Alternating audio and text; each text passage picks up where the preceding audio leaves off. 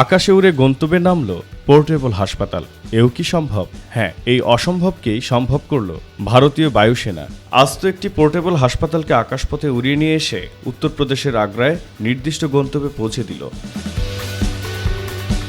ভারতীয় বিমান বাহিনী বুধবার আগ্রার একটি উড়োজাহাজ থেকে পোর্টেবল হাসপাতাল ভিশ্বকে এয়ারড্রপ করেছে। এটি এই ধরনের প্রথম পরীক্ষা যেখানে বিমান বাহিনী একটি উড়োজাহাজ থেকে হাসপাতালে কিউবস নামিয়েছে। এই পোর্টেবল হাসপাতালগুলি জরুরি পরিস্থিতিতে খুব দরকারি হতে পারে এবং একটি উড়োজাহাজ থেকে এয়ারড্রপ করা যেতে পারে এবং যে কোনো জায়গায় ব্যবহার করাও যেতে পারে। প্রধানমন্ত্রী নরেন্দ্র মোদীর নেতৃত্বে চালু করা ভিশ্ব প্রকল্পটি স্বাস্থ্য মন্ত্রণালয়, প্রতিরক্ষা মন্ত্রণালয় এবং জাতীয় নিরাপত্তা পরিষদ যৌথভাবে তৈরি করেছে।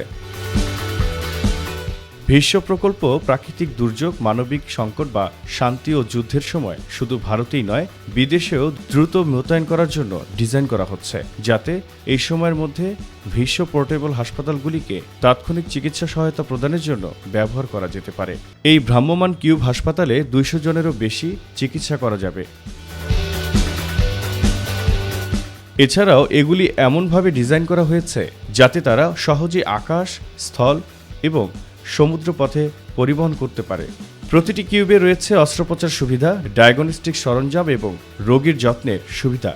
এই কিউবগুলি মাত্র 12 মিনিটের মধ্যে প্রস্তুত করা সম্ভব। এটি মাস্টার কিউব খাঁচাগুলির দুটি সেট নিয়ে গঠিত। প্রতিটিতে 36টি মিনি কিউব রয়েছে। এই কিউবগুলি অত্যন্ত শক্তিশালী, জলরোধী এবং অত্যন্ত হালকা। জহিরুল ইসলাম জহির, মাই টিভি।